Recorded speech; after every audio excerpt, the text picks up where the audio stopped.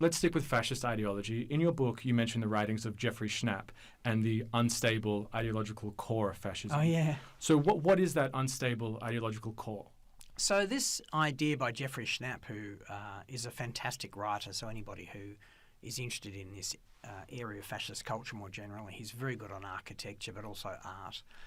He came up with the idea that essentially, along the lines we were saying before, that fascist ideology, the set of beliefs and convictions that kind of make up the everyday thinking of people at the time, is not something which can be defined very clearly, and we talked about the way there were these seeming contradictions within fascism. Now, you might say that's sort of true of any ideology, but in the case of fascism, a lot of people have observed that seemed more contradictory than most, and in fact didn't even try to present itself as coherent. And indeed, Mussolini did say from time to time, that, it's just a contradiction, so whatever, but I'm an action man, so, you shouldn't be thinking so much. It's fine. So what Jeffrey Schnapp says in any case is that there is this unstable ideological core to fascism. There are aspects that just don't go together. For example, the idea that, we want to be as modern as possible, we want to make the trains run on time and all that, but on the other hand, we want to go back to sort of basics. We want, women to be in the home and we want men to be men and a lot of traditional ideas, and those two things, they don't make sense because you can't have both. You can either have one or the other. And so that contradiction was a problem for Schnapp, he says. And he says the way that fascism came to terms with the problem caused by its unstable ideological core was by this kind of overproduction, this sort of massive image culture that was just a sort of an outpouring of images and ideas and artifacts and statements, constantly just sort of being blasted at the Italian people in every medium possible. He was famous for his use of radio, billboards everywhere, constantly putting out pamphlets and statements and speeches and rituals and parades and the whole thing. Why so much, right? Well, one of Schnapp's theory is that by producing such a great quantity of diverse media, it helped to kind of compensate for what was underneath an unstable and fundamentally incoherent ideology. So that's his argument about how fascism worked and why, today we sort of, there's that famous article by Susan Sontag called Fascinating Fascism. And in it she sort of argues that, how the fascists, particularly Hitler, used, uniforms and parades and all those things to kind of suck people in. Now, Schnapp's theory has its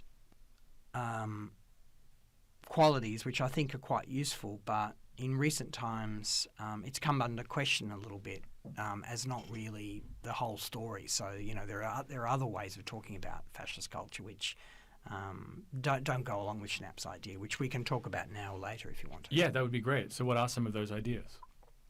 Well, of course, the traditional idea was that, fascism was by no means incoherent. It was quite clear what it wanted. It wanted to oppress people and, shut down thought and, invade other countries and kill people and murder people. So we need to sort of, I don't necessarily call it the Marxist tradition, but there's a Marxist tradition of fascism was a kind of outpouring of capitalism and imperialism and isn't it essentially that fascism is the kind of monster that capitalism unleashes on society when there's a kind of threat to its system? That's right. Or it also says that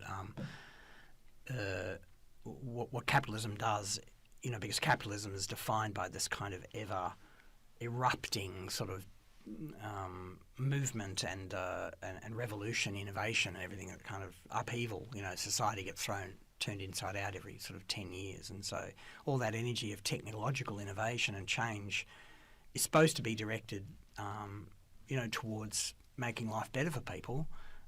In a Marxist tradition, it should be directed towards, revolution and to the dictatorship of the proletariat. But actually, what happens is that the capitalists don't want that, right? So what they do is they direct all that energy into conquering and to making war and to turning war into a kind of a spectacle. So that's sort of the Marxist theory. Then there's other theories about fascism, I guess, coming just from a sort of liberal perspective, is that it's just about shutting down free speech and all those sorts of things. Then we have Schnapp's theory, which is that, it's kind of unstable ideology and it doesn't really make sense and it has to paper over those cracks with this massive overproduction of culture. And then there's another theory which has come out more recently by a historian by the name of Roger Griffin, who's really become, I guess, the go-to person. He's produced a theory of fascism which is now accepted in many quarters as the definition of fascism, which applies across the board, not just to Italy and Germany.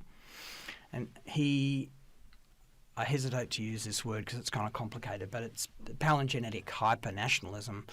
So I'll just boil that down and replace those words with it's an ideology which is grounded in the idea of cultural rebirth.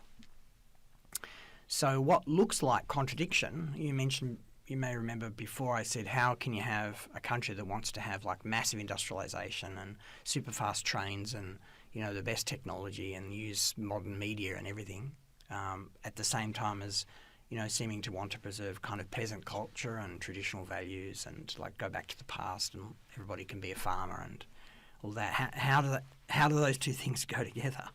And what Roger Griffin says is that if you understand fascism as this ideology grounded in the idea of cultural rebirth, the word rebirth itself tells you what you need to know.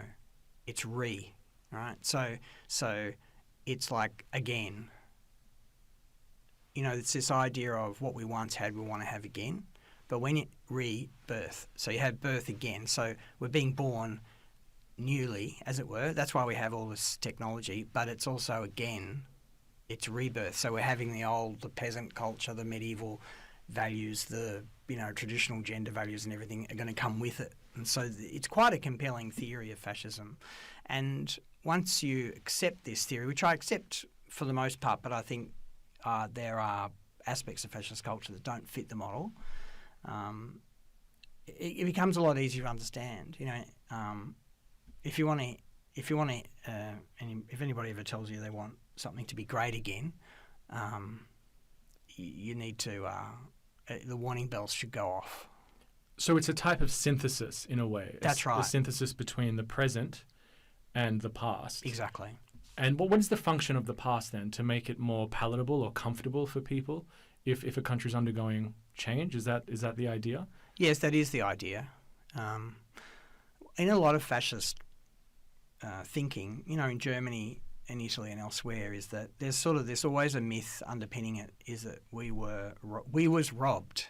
So somebody came along, and it's often, unfortunately, Jewish people, or it could be Bolsheviks, or it could be Unionists, or whoever, people from other races who came along and spoiled everything for us. And so, in Germany, it was the stab in the back in World War One, right? That Germany would have won the war if, certain people who shall remain nameless, didn't actually compromise everything and ruin it for us. And so what you have is a theory of recent history that's gone bad, and all we need to do is just kind of go back to before that period. You do ever wake up one day and after something bad's happened and think, what was the Beatles song yesterday? Yeah, just every morning. Yeah, I want to go back and can we just reel back that last week? So similar things happening in Italy. But as Roger Griffin rightly argues, if you only understand the going back part, you've completely misunderstood fascism. And if you only focus on the modern technology stuff, of course, as well, the modernity of it, which it absolutely promoted, you've missed the point. It's about the two. Now, we can have an argument about whether that was an easy fit or there were contradictions there. But that's what the sort of thing we're talking about. And, look, you see elements of this way of thinking, all the time. I mean, sometimes you hear it in football commentary. We should go back to when so-and-so was coach and, remember how we used to, it's like the good old days, but yeah. But then it's, it's also going forward in a direction that a lot of people, if they realise what was happening, they wouldn't want to go to.